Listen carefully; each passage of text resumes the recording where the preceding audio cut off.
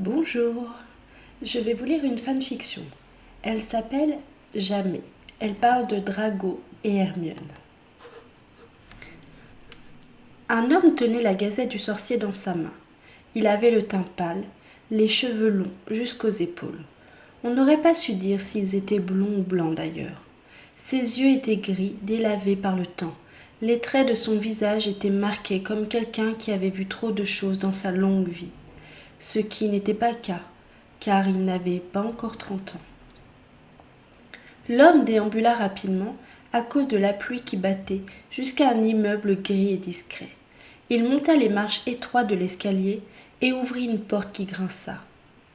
Il jeta le journal sur une table en bois et lança son manteau noir ruisselant sur un vieux canapé vert miteux. L'appartement était sombre, froid et petit. Qui aurait pu imaginer que cette personne, dans cet état misérable, avait appartenu à l'une des plus grandes familles de sorcières les plus riches et les plus craintes. En effet, ce triste individu n'était autre que Drago Malfoy. Jamais personne n'aurait pu le reconnaître. Drago tira la chaise et déplia le journal. Son regard s'arrêta net sur la une qui titrait 10 ans déjà. Il lâcha les feuilles de papier froissées. Soudain, l'odeur du sang, les cris, les morts, tout lui revint en mémoire. Cette vision atroce du champ de bataille fut balayée par ce regard chocolat qui le hantait encore depuis toutes ces années. Ces yeux qu'il avait tant aimés et qu'il ne pouvait pas se résoudre à oublier. Cette jeune fille qui avait traversé tel un ouragan son existence et qui avait tout bouleversé. Cette histoire n'avait pas duré longtemps, mais jamais plus il n'avait vu les choses comme lui avait enseigné son père. Son esprit fit un bond en arrière dans ce sinistre passé. Drago se revoyait en dernière année à Poudlard. Il se rappelait l'atmosphère tendue du fait de la réapparition de Lord Voldemort. L'angoisse qui montait chez les enfants de Moldus inquiets, non pour eux, mais pour leurs parents qui vivaient hors du monde magique. Les professeurs, plus sévères que jamais, avec les élèves, afin qu'ils apprennent tout ce qu'ils pouvaient pour se défendre. La tension maximum qu'il y avait entre les Gryffondors et les Serpentards. Il se rappelait le survivant, la Belette, et elle, Hermione Granger. Il se souvenait aussi des 6 ans où il n'avait cessé de l'appeler Sandebourg et de la traquer. Il n'en était plus aussi fier qu'à l'époque. Vraiment, il avait été imbécile de faire cela. Tout ça dû au fait qu'on lui avait appris que seul le sang pur comptait et que tout le reste ne valait rien. C'était à force de coups et de sorts de magie noire que toutes ces idées s'étaient incrustées dans sa chair d'enfant, et cela avait empiré dès son entrée à la célèbre école. En permanence, Lucius, son père, le mettait en compétition avec le trio. Il attisait sa haine afin d'en faire un mange-mort extrêmement puissant, digne d'être son héritier. Mais toutes ces fadaises avaient perdu leur sens au mois de décembre, 10 ans plus tôt. C'était une nuit d'orage, semblable à celle-ci. Les éclairs et le tonnerre déchiraient le ciel, en bruit et en lumière. Depuis quelque temps, il avait que remarqué que Granger avait beaucoup changé, et que la petite fille d'autrefois s'était transformée en une belle jeune femme, sûre d'elle et aux formes parfaites, et cela l'agaçait profondément. Drago et elle partageaient les appartements de préfet en chef, ce qui avait déclenché une terrible colère chez l'un et l'autre en début d'année. Jamais avait-il déclaré qu'il sortirait vivant de cette cohabitation. C'était une idée de Dumbledore pour approcher les maisons. Si eux réussissaient ça au moins, eh bien les rivalités diminueraient. Malgré leur caractère, ils firent contre mauvaise fortune bon cœur. Ils n'avaient pas le choix. De toute manière, Hermione ne l'aurait pas laissé faire. Elle était bien trop consciencieuse en ce qui concernait ses devoirs envers l'école. Donc cette nuit, comme il se la rappelait, le ciel déversait des trombes d'eau contre les fenêtres du château. Il venait de rentrer de sa ronde. Le bruit et le déchaînement des éléments avaient toujours eu le don de l'apaiser, car il reflétait son état intérieur. Quand il pénétra dans la salle commune, il vit une forme tremblante se blottissant dans le coin du mur à l'opposé de la grande baie, en serrant une couverture sur elle. Drago eut un sourire sadique. Enfin, il allait pouvoir s'amuser. Il s'avança et retira violemment le tissu, créant un effet de peur qu'il fit pousser un cri de terreur. C'était elle, Hermione, qui tremblait comme une petite fille. C'était risible pour lui. « Tiens, mi je sais tout, qui n'a soi-disant peur de personne et de rien. » Ferme-la, Malfoy, articule-t-elle avec difficulté. Des larmes commencèrent à couler le long de son visage. Alors, on pleure à cause de la pluie ? Mais cette fois, Hermione ne répondit pas. Drago était descendu à sa hauteur pour faire peser un peu plus son regard sur elle. C'est alors que la main de la jeune fille se lève prête à donner une gifle à cet impertinent, prétentieux, arrogant et détestable jeune homme. Mais Drago, voyant la chose arriver, fut plus rapide et bloqua le mouvement. « Tu étais plus rapide en 3e année pour me donner un coup de poing. Franchement, Granger, tu me déçois. » Il serra alors plus fort son poignet, pour lui prouver que c'était lui qui dominait. Il aimait cette sensation de pouvoir. Elle pleurait encore, mais toujours en silence. Il fut soudain captivé par ses grands yeux chocolat si tristes qui ne cessaient de le fixer en suppliant qu'il la laisse et qu'il s'en aille. Sans comprendre le pourquoi du comment, en l'espace d'une fraction de seconde, il l'avait tirée à lui et l'avait embrassée. Ils avaient gardé tous les deux les yeux grands ouverts. Puis Drago reprit ses esprits et repoussa la jeune fille sur le sol. Il alla s'enfermer dans sa chambre. Comment il avait pu embrasser cette fille ? Il était devenu fou. Il ne cessait de se dire « Rappelle-toi qui tu es, Drago Malfoy, un sang pur. Mais qu'est-ce qui te prend de pervertir tes lèvres avec cette fille ?» Le cœur de Drago battait la chamade. Il n'arrivait plus à penser ni à réfléchir. Hermione était restée sur le sol sans bouger. Elle venait de réaliser ce qui s'était passé. Elle avait embrassé Drago Malfoy, son pire ennemi. Elle resta là jusqu'au petit matin, oubliant sa peur, mais en proie à de grandes interrogations pour essayer de comprendre. Drago était dans sa chambre en train de faire les 100 pas. Il n'avait pas réussi à enlever ces images de sa tête, ce qui l'avait empêché de trouver le sommeil. Il savait qu'elle ne dirait rien, non plus à propos de tout cela, car ses amis ne lui pardonneraient jamais ce geste. Il sortit finalement de sa chambre et se retrouva en face d'une Hermione qui n'avait pas bougé et qui s'était endormie. Elle était si belle comme ça. « Malfoy, arrête, se dit-il. » Il ne la réveilla pas et courut jusqu'au lac. L'eau glacée chassait ses pensées impures qui envassaient son esprit. Le soleil était à son zénith. Drago n'avait cessé de nager pendant tout ce temps afin d'oublier le baiser de la nuit. Hermione s'était levée. Elle pensait avoir rêvé, mais elle savait que ce n'était pas le cas. Elle se dirigea vers la salle de bain. Elle y resta une bonne heure. Quand Hermione en sortit, elle se retrouva face à Drago. Son regard était plus dur que d'habitude. Il ne lui adressa pas la parole et passa devant elle comme si de rien n'était. Mais elle ne put s'empêcher de murmurer. « Drago. » Le jeune homme la toisa du regard en entendant son prénom dans sa bouche. « Comment oses-tu m'appeler ainsi ? Malgré l'erreur de cette nuit, rien n'a changé entre nous et je ne te permets pas d'utiliser un ton familier avec moi. » Hermione était confuse. Drago rentra dans sa chambre. Son cœur faisait des bonds de joie. Jamais il n'avait entendu son prénom prononcé par quelqu'un d'autre que sa mère et cette douceur le bouleversait. Il essayait de lutter contre cette inclination impossible. Hermione se rendit à la tour des Gryffondors pour retrouver Harry et Ron. En chemin, elle revoyait Drago. Il avait beaucoup grandi et la dépassait maintenant du bonne tête. Son corps était devenu celui d'un homme. Elle s'en rendait compte seulement maintenant. Mais la question lui revenait tout le temps était pourquoi ? Une fois dans la salle commune, elle vit ses 2 meilleurs amis qui étaient en pleine partie d'échecs version sorcier. C'était intense. Ils levèrent juste la tête pour faire un sourire à la jeune fille et replongèrent sur l'échiquier. Ginny était avec son Neville. Il y avait longtemps qu'Hermione s'était aperçue que le jeune homme maladroit mais courageux en passait pour cette fille au caractère trempé et à la chevelure rousse. Et c'est au début de cette dernière année qu'il trouva le courage de lui avouer. Ginny le savait, mais elle avait attendu patiemment que celui-ci fasse le premier pas. Hermione prit, comme à son ordinaire, un livre et s'installa sur le fauteuil rouge à côté de la fenêtre et mit son regard sur les mots qui s'alignaient. Tout aurait pu sembler idyllique, mais en fait, elle ne faisait que penser à une chose, le baiser avec Drago. Elle resta au moins une dizaine de minutes sur la même page. Impossible d'effacer ce qui s'était passé ou d'en parler à une autre personne pour soulager le poids de ses interrogations. Il fallait qu'elle aille le voir et qu'elle lui demande pourquoi il avait fait cela. Cela l'obsédait. Elle se leva sans un mot et sortit comme une trompe dans le couloir, traversant le château à une vitesse inhabituelle. Hermione était devant le tableau qui la séparait de la personne qui avait les réponses à son questionnement. Elle prononça le mot de passe et pénétra dans la pièce silencieuse. Drago était là, les yeux vagues, fixés à travers la grande baie de leur salle commune, pensif et absent. Il ne l'avait pas aperçu.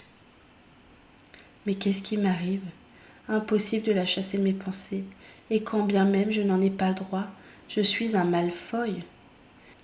Il sentit alors une présence derrière lui. Cela ne pouvait être qu'elle. Courage, respire et fais-lui face. Qu'est-ce que t'as, Granger ? Hermione avait décidé d'être franche et de ne pas se laisser dévier du but qu'elle s'était fixé. Je dois te parler. Il n'y a rien à dire. Si, bien au contraire. Tu crois quoi ? Ce qui s'est passé est une erreur et c'est tout. Cela n'a aucune importance. Vraiment ? Alors pourquoi refuser de t'expliquer ? Elle venait de marquer un point. Drago se mit à hausser le ton, mais Hermione était restée imperturbable. Il n'y avait plus l'orage et elle avait retrouvé toute sa confiance. Je ne te laisserai pas partir tant que tu ne m'auras pas donné les réponses dont j'ai besoin à ce qui s'est passé cette nuit. Pourquoi as-tu fait ça ? Drago perdait patience. Il ne voulait pas s'approcher d'elle car il avait peur de perdre tout contrôle. Hermione continua de le provoquer. Elle s'avança vers lui, il ne bougea pas. Il s'agissait d'un duel. Celui qui perdait serait à la merci de l'autre. Elle devait le pousser à bout afin d'obtenir ce qu'elle voulait. Il n'y avait plus que quelques centimètres entre eux. La tension était palpable. Drago devait la repousser, mais il n'en avait pas le désir. Il était hypnotisé. Pourtant seule sa colère était visible. Granger, recule ou je vais devoir te faire mal pour que tu comprennes.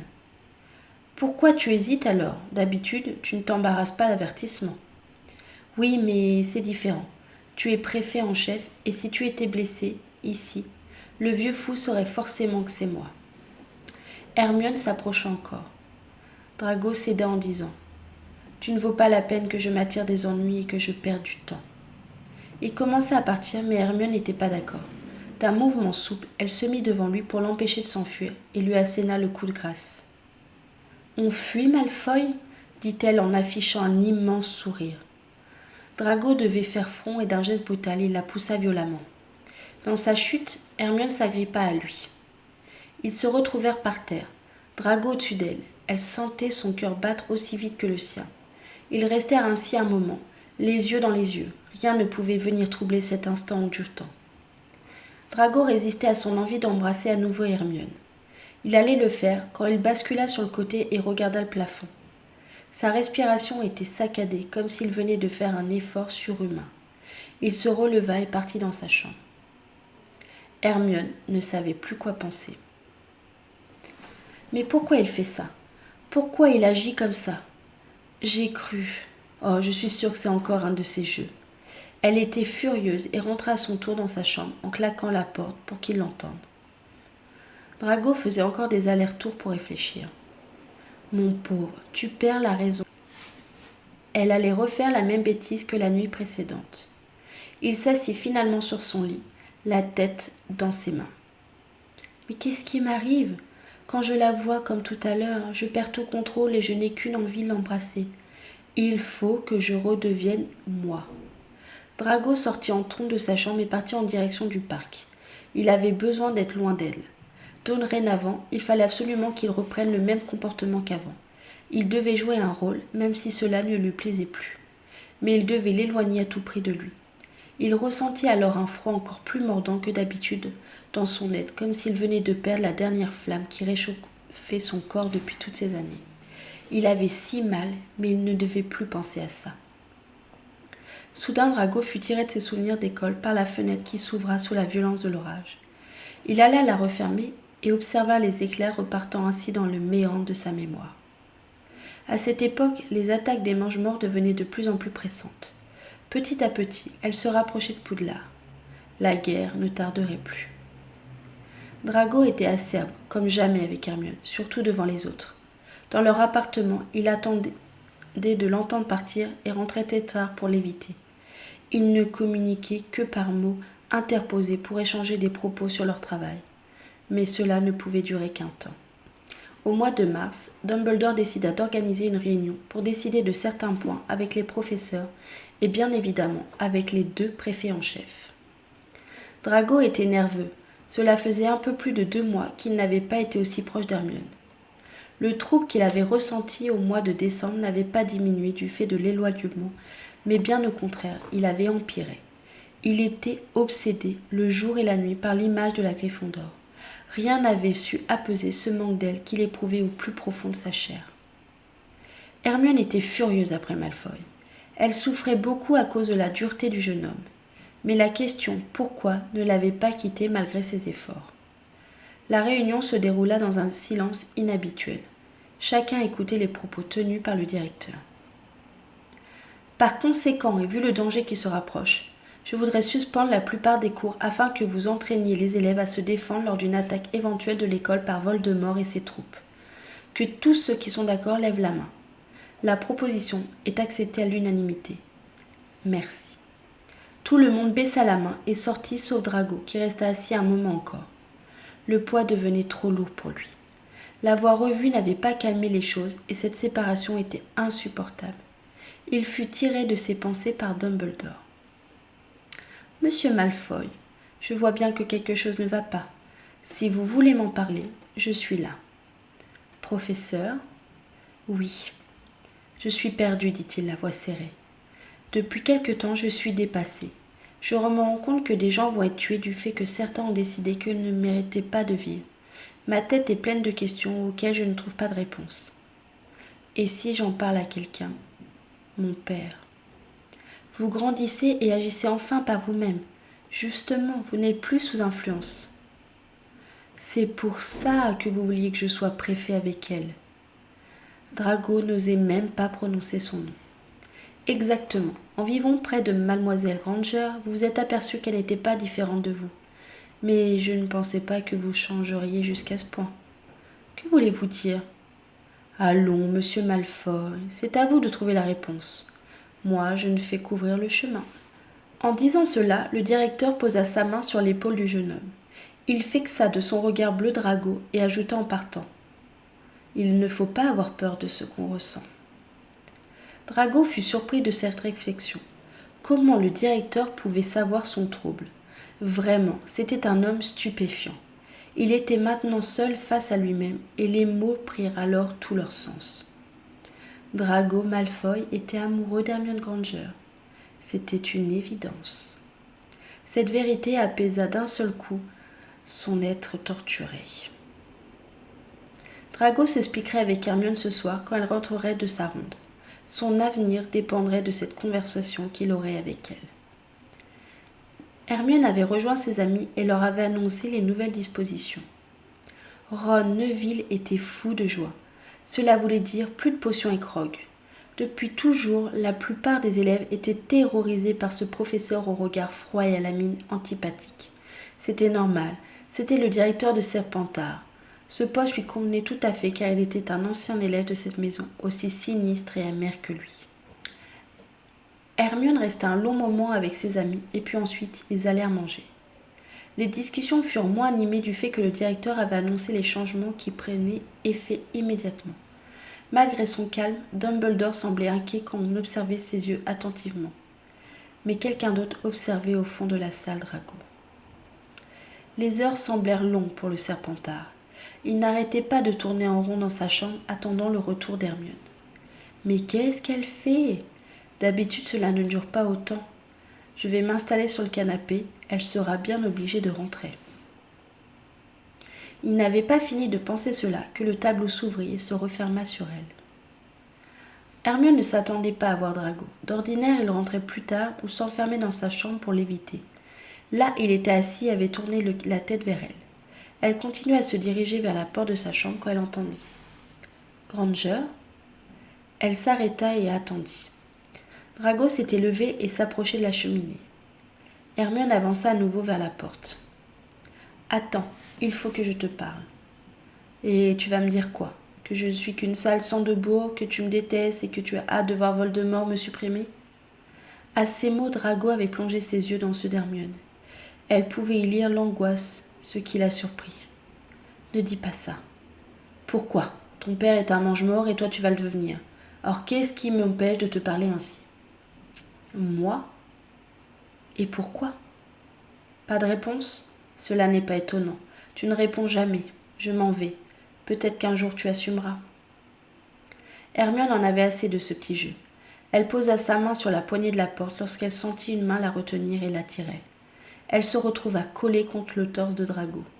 Il ne lui laissa pas le temps de réagir et l'embrassa passionnément. Drago se décolla et regarda la réaction de la jeune fille. Hermione était là et ne savait pas quoi faire. La seule chose qu'elle put dire, c'est ce fameux « Pourquoi ?» Et pour une fois, Drago lui répondit « Parce que je suis amoureux de toi. » Elle n'en revenait pas. Si c'est un de tes tours, Malfoy, ce n'est vraiment pas drôle. Non, je suis sérieux, Hermione. C'était la première fois qu'il employait son prénom. C'était étrange. Il l'embrassa à nouveau. C'est vrai? Oui. Mais as-tu pensé que ce ne serait peut-être pas mon cas? Drago ne se démonta pas et dit en la fixant.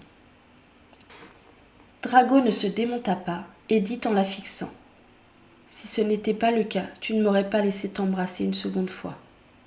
Hermione se mit à rougir. Qu'est-ce qu'on va faire alors? Demanda soudain Hermione le regard inquiet. Nous avons un allié. Qui? Dumbledore. Il avait compris avant toi et avant moi que les choses changeraient entre nous. Ah bon? Oui, il n'avait pas prévu que ça irait quand même jusqu'au fait que je tombe amoureux de toi, mais il savait que cela me transformerait. Jamais Hermione n'aurait pu croire que Dumbledore était l'instigateur, mais cela expliquait tout ce qui s'était passé depuis le début de l'année. Une horloge sonna 10 heures du soir. Drago quitta sa chaise et se rendit dans la cuisine. Il n'avait pas très faim comme chaque soir. Il sortit une vieille tasse avec de l'eau chaude et y rajouta un sachet instantané de soupe. C'était le seul repas que son corps acceptait encore. Il le réchauffa en quelques secondes et retourna à la table, s'installant sur la chaise en face de la fenêtre. Il se souvenait comme Hermione et lui étaient heureux pendant cette courte période. Comment ils avaient décidé de garder le secret, vivant un jour à la fois sans penser au choix que chacun devrait faire, jusqu'au jour où Lucius Malfoy vint rendre visite à son fils. C'était en avril. C'était un samedi. Sinon, il aurait pu voir le nouvel enseignement que les élèves recevaient. Il se dirigea vers le bureau du directeur qu'il croisa en chemin. « Bonjour, Dumbledore, dit-il en inclinant la tête. « Malfoy, répondit le directeur. Que désirez-vous? Voir mon fils Drago. Bien, je vais l'envoyer chercher. Dites-lui que je l'attends dans le parc. Très bien. Quelques instants plus tard, McGonagall manifesta sa présence devant la porte des préfets en chef. Monsieur Malfoy, votre père vous attend dans le parc pour vous voir. En entendant ces mots, le sang de Drago se glaça. S'il venait, c'est que la guerre était proche et qu'il venait lui annoncer qu'il allait recevoir la marque. Merci, professeur, j'y vais de ce pas. Hermione n'était pas là, elle était partie faire des recherches à la bibliothèque, heureusement. C'était une belle journée pourtant. Mais aux yeux de Drago, c'était une journée qui marquait la fin de sa liberté à peine acquise. Il s'avança jusqu'au banc de pierre blanche où son père était assis. « Bonjour, père. »« Bonjour, Drago. »« Comment vas-tu, fils ?»« Très bien, père. »« Parfait. » Lucius regarda de droite à gauche pour vérifier que personne ne les épiait. « L'heure est proche, où le maître va venir reprendre la place qui lui revient, et nous aurons la chance d'assister et de participer à ce fait historique. »« Oui, père. Quand aura lieu l'attaque ? » Je te le ferai savoir la veille et tu recevras la marque le soir même de notre victoire. Comme vous voulez, père. Par contre, je vais te charger d'une mission. Tu vas surveiller Dumbledore, Potter et ses 2 amis. Je ne voudrais pas qu'ils mettent leur nez dans nos affaires. As-tu compris? Oui, père. Parfait. Au revoir, fils. Au revoir, père. Lucius quitta Drago sans une marque d'affection pour lui. C'était comme ça chez eux. Ne rien montrer, rester froid, dur et distant. Drago bouillonnait intérieurement par contre. Recevoir la marque, c'était impensable. Tout avait changé en lui. Comment allait-il se sortir de cela? Avertir Dumbledore et surtout agir normalement, car il savait que sinon son père serait averti. Drago commença aussi à avoir peur pour Hermione. Comment allait-il faire pour la protéger et la garder loin de l'action? Elle arrivait toujours à deviner ses pensées, comme si elle avait fait de la télépathie. Pourtant, ce n'était pas le cas. En réalité, le lien si récent entre eux était très profond, et c'était ça qui faisait qu'elle le comprenait mieux que personne. Le mois de mai fit son apparition trop vite au goût de Drago. Il ne cessait de retourner les paroles de son père aussi, les conseils prodigués par Dumbledore quand il lui avait rapporté l'entretien et les nouvelles qu'il avait eues par son père. Il ne montrait pas son inquiétude, essayait de vivre ces instants de liberté qu'il partageait avec Hermione. Leur couple devenait de plus en plus solide au fil des jours. Hermione ne supportait plus de garder le secret envers ses amis, et elle avait vécu trop avec eux pour continuer à garder le silence sur le fait que Drago et elle s'aimaient. Elle en fit part à ce dernier sans attendre sa réponse ou son accord. Il ne manifesta aucune objection, car le temps leur était à tous les deux compté maintenant. Il leur dirait aussi ce qu'il savait après tout, il en avait le droit. Cela les concernait bien plus que n'importe quel autre élève. Ce soir, invite-les à venir dans notre appartement. Je resterai dans ma chambre au début, et ensuite je vous rejoindrai et on leur annoncera ensemble. Puis je vous dirai certaines choses dont seul Dumbledore est au courant pour l'instant, lui dit le jeune homme. Qu'est-ce que tu sais avec Dumbledore que je ne sais pas encore demanda Hermione intriguée. Je te le dirai ce soir avec les autres. Drago embrassa Hermione et partit rapidement. Ce qui l'attendait ce soir allait être rude, et il savait qu'Hermione ferait tout pour le faire parler, s'il restait là avec elle. Il partit alors pour ses premiers cours de la matinée, sans passer par la grande salle. Hermione n'avait rien eu le temps d'ajouter que Drago s'était volatilisé. Elle rejoignit la grande salle pour prendre son petit déjeuner. Toute la bande devait déjà être là-bas. Ron devait s'empiffrer et parler de Quidditch avec Harry. Neville et Ginny roucoulaient sûrement. Les professeurs étaient de plus en plus durs envers les élèves, même les premières années devaient assimiler un programme bien chargé pour leur âge. La journée se déroula sous un effort sans relâche. À la fin des cours, Hermione invita toute la bande à venir ce soir dans ses appartements. Elle avait quelque chose de très important à leur annoncer. Tous étaient intrigués et acceptèrent avec joie ce moment présumé de détente. Hermione retourna dans son dortoir. Quand Drago y entra, Hermione était assise sur le canapé. Elle lui dit que tout le monde serait là dans peu de temps. Il entra donc dans sa chambre et se mit d'accord pour en sortir une demi-heure après qu'il soit présent. Il lui déposa un tendre baiser pour lui donner confiance et la laissa dans la salle commune. Hermione fit apparaître des jus de citrouille, des bonbons et des gâteaux afin que l'atmosphère soit détendue au maximum. On frappa, c'était eux. Hermione était aussi nerveuse que le soir de sa répartition aux premières années. Ginny et Neville furent les premiers, suivis ensuite de Ron et Harry, en retard comme toujours. Ron, voyant les bonnes choses, se jeta dessus. Chacun buvait et mangeait, mais une personne n'était pas aussi détendue que les autres. « Bon, Hermione, on est tous là. Que voulais-tu nous dire de si important qui ne pouvait être dit ailleurs qu'ici ?» demanda Harry sous le regard des autres qui se posaient sur la jeune fille. « Eh bien, voilà. Depuis quelque temps, je vois quelqu'un. »« C'est vrai ?» dit Ron, la bouche pleine. « Oui. »« Super, Hermione !» ajouta Ginny. « Qui est-ce ? Crump ?»« Non, c'est un élève d'ici et vous le connaissez. » Hermione observait la réaction de ses amis quand Drago ouvrit la porte de sa chambre et ajouta « C'est moi. »« Malfoy, vraiment ? Jamais Hermione ne sortira avec toi, même si tu étais le dernier homme sur Terre. »« Harry, il dit vrai. » Soudain, des mines déconfites et de la colère apparurent sur les visages. « Mais t'es folle !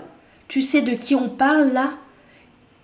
Il n'y a pas de mots pour le décrire, d'ailleurs. » s'écria Ron. « Il t'a donné un filtre, c'est ça ?» s'empressa d'ajouter Ginny. « Non !» Harry était fou de rage. Ses yeux lançaient des éclairs à l'égard de son ennemi qui avait posé son bras autour de la taille d'Hermione. Sentant la situation s'envenimer, Drago décida de jeter un sort pour empêcher quiconque de partir avant que les explications ne soient terminées. Maxima Cola sortit de sa bouche et l'entrée de la salle commune fut scellée. « Qu'est-ce que tu as fait ?»« Eh bien, personne ne sortira tant que tout ne sera pas dit. »« Tu plaisantes, j'espère. »« Non. » Harry s'approcha dangereusement, baguette en main. C'est Hermione qui s'interposa. les autres étant encore sonnés parce qu'ils venaient d'apprendre. « Écoute, Potter, tu ne m'aimes pas et je ne t'aime pas. Tu n'es pas d'accord, c'est ton choix. Tu ne fais pas confiance, ok. Hermione est ton amie, alors fais-lui confiance. » Harry était abasourdi par ce discours inattendu et plongea ses yeux dans le regard suppliant d'Hermione. Il raconta en détail tout ce qui s'était passé pendant la visite de son père et la demande que celui-ci lui avait formulée à leur rencontre. Harry ne décolérait pas et ne croyait en aucun cas Malfoy. Hermione et Ginny se rendaient compte de ce qu'il venait de déclarer. Le Serpentard ajouta que Dumbledore était au courant et qu'il lui avait dit de faire comme si personne à l'école ne se doutait de quelque chose. Il ajouta que si Harry avait besoin de confirmation, il n'avait qu'à demander au vieux sorcier. Il leva sa baguette pour rompre le sort contre la porte et ajouta « Vous savez tout maintenant, faites ce que vous voulez. » Chacun sortit de la pièce, laissant Drago et Hermione seuls. La jeune fille vint se blottir dans ses bras. Il sentait son corps trembler. Elle prenait de plus en plus conscience que d'ici peu, certains d'entre eux allaient mourir. Elle savait que c'était inévitable. Hermione murmura. « Tu sais pour quand c'est ? Bientôt, mais pas exactement. J'ai peur. Ne t'inquiète pas, je vais te protéger. » « Oui, mais toi, qui te protégera ?» Il eut un sourire quand elle entendit cela. « Ne t'inquiète pas. » Il déposa ses lèvres sur les siennes. Ce baiser fut différent, mélange de peur et d'amour. Hermione leva la tête afin que leurs regards se croisent et dans ce silence, Drago sut ce qu'elle voulait. Elle se mit sur la pointe des pieds et l'embrassa à nouveau. Il la serra plus fort contre son torse. Il se pencha et délicatement la souleva pour la porter sur son lit. Il l'y déposa toujours sans un mot. Elle l'attira à lui. Ce fut leur unique nuit ensemble. Il était tard, mais Drago ne pouvait oublier. Il revivait tous ces événements. Les sentiments qu'il avait éprouvés lors de cette 7e année étaient aussi intenses, même tant de temps après. L'homme qu'il était, si usé par les épreuves, se rendit dans la pièce qui lui servait de chambre. Elle n'était pas en meilleur état que le reste de son logement. Le lit était d'une place, dessus il y avait une boule de poil orange, seul souvenir de cet être aimé. Il la caressa. Patenron s'étira. Il n'avait plus la vivacité de sa jeunesse. Il s'allongea à côté et le chat se rendormit tandis que son maître vivait une fois de plus les derniers instants de cette lutte finale. Ce 1er juin était une magnifique journée ensoleillée. Drago tenait Hermione dans ses bras. Il ne voulait pas ouvrir les yeux afin de profiter de cette nuit qu'il venait de partager. Pourtant quelque chose frappa à la fenêtre. Il ne bougea pas. Les coups continuèrent. Il fut bien obligé de se lever, afin de la laisser encore un peu en paix, au pays des songes. En y allant, il reconnut le hibou de son père. Cela ne présageait rien de bon. Il récupéra le bout de papier et caressa la rapace qui s'envola aussitôt. Ça y était. Il déroula le parchemin et lut dessus. Demain. La bataille qu'ils redoutaient tous était en marche et plus rien ne pourrait changer. Le destin de beaucoup était scellé. Il lança un regard vers Hermione. Pour la première fois de sa vie, il était réellement effrayé. Il enfila rapidement son uniforme et courut jusqu'au bureau de Dumbledore en tenant fermement cette maudite lettre. Drago prononça le mot de passe et n'attendit pas en bas que la gargouille ait fini de tournoyer. Il criait « Professeur Dumbledore, professeur !» Le directeur était là, assis à son bureau et réfléchissait. « Oui, monsieur Malfoy, c'est demain, professeur. » « Drago, ce n'est pas en brûlant toutes vos forces maintenant que vous pourrez repousser l'inévitable. » C'était la première fois que le vieux sorcier employait son prénom, ce qui lui fit reprendre son calme ordinaire. « Je l'annoncerai au petit déjeuner, et vous réunissez Mademoiselle Granger et les sous-préfets, et dites-leur qu'une attaque de Voldemort est imminente et qu'ils se préparent à calmer la panique de certains élèves. » Très bien. Drago quitta le bureau et retourna à sa chambre. Il la réveilla en douceur au début, mais vu la gravité de la situation, il la pressa un peu plus. Elle comprit que l'heure était grave. Une larme coula sur son visage sans que Drago ne la vît. Elle ne dit rien, mais ses yeux trahissaient ses sentiments d'injustice. Drago lui raconta ce que le directeur leur avait demandé de faire. Ils se rendirent rapidement au dortoir des sous-préfets dont la plupart étaient déjà levés. Ils commencèrent à donner quelques instructions et à leur dire qu'il y aurait une réunion, où un des 2 sous-préfets de chaque maison viendrait et un qui resterait avec les élèves. Cependant, ils leur demandèrent en attendant de descendre rapidement afin d'être avec les autres. Drago et Hermione se séparèrent afin de ne pas trop éveiller de soupçons. Elle alla chercher Harry afin de l'informer de la situation et pour qu'il prévienne tous les élèves de l'AD et qu'ils aident à préparer la défense du château. En la voyant arriver, il croyait qu'elle allait le persuader de donner une chance à son petit ami, mais quand il vit son air grave, il sut que quelque chose de beaucoup plus important se jouait. Drago était dans la grande salle et vérifiait que les élèves ne perdent pas trop de temps pour s'installer. Il alla voir ensuite les professeurs pour savoir ce qu'il y avait. Il alla voir ensuite les professeurs pour savoir s'il y avait d'autres tâches. Dumbledore venait d'arriver. On sentait que tout s'accélérait. Une fois tout le monde là, le directeur prit la parole et expliqua le danger ainsi que les nouvelles consignes. Les élèves étaient, surtout pour les plus jeunes, apeurés. À la fin du repas, chacun s'exécuta dans un silence quasi religieux. Les 2 préfets en chef ainsi que les membres de l'ordre du Phénix qui étaient arrivés, ainsi que ceux de l'AD, se réunirent avec Dumbledore et les professeurs afin d'élaborer un plan pour faire face à l'attaque de demain. Pendant des heures, plusieurs pistes furent explorées, mais la solution qui en découlait ne convenait jamais. Les nerfs étaient à vif et le ton entre certains montait facilement. Dumbledore se leva et imposa le silence tout en restant calme comme à son habitude. Il ordonna à tous les élèves d'aller se reposer tandis qu'il élaborerait une tactique avec les professeurs et les aurores présents. La plupart obéirent. Seuls Drago, Hermione, Harry, Ron, Ginny et Neville sortirent sans grande conviction. C'est là qu'Hermione leur dit « On ne peut pas rester sans rien faire. Moi en tout cas, je ne pourrais pas me reposer sans savoir. » Moi non plus, ajoutèrent Ginny et Neville en chœur. Harry et Drago se fixaient sans baisser les yeux. Une étincelle aurait suffi à les faire exploser. Ron ne disait rien de peur que les 2 garçons ne s'en prennent à lui. Hermione en avait assez. « Ça suffit tous les 2. Nous avons d'autres choses plus graves à régler. »« Mais, dirent les garçons en se tournant vers Hermione, on n'a plus le temps pour ça, renchérit-elle. Il faut trouver ce que nous allons faire demain. Vous savez très bien que Dumbledore évitera de nous mettre en danger, mais je crois qu'il est temps que nous prenions les choses en main. Alors faites un effort. » On dirait que McGonagall venait de prendre possession du corps d'Hermione et tous se mirent à rire, sauf Drago et Harry qui baissèrent la tête comme 2 petits garçons pris en faute. « Allons dans la salle sur demande pour réfléchir, dit Ron. « Bonne idée, nous serons tranquilles, déclara Neville. Les jeunes gens s'y rendirent le plus discrètement possible afin de ne pas attirer l'attention, même s'il n'y avait que les fantômes dans les couloirs. Pendant plusieurs heures, ils échafaudèrent des solutions afin d'atteindre Voldemort rapidement et de le supprimer. Mais aucune ne leur convenait réellement. Petit à petit, la fatigue se fit sentir. Il fallait qu'ils dorment au moins 1 ou 2 heures afin d'être opérationnels dans ce dernier combat qui scellerait l'avenir de tous. Ginny et Neville restèrent tandis que les autres rentrèrent à leur dortoir.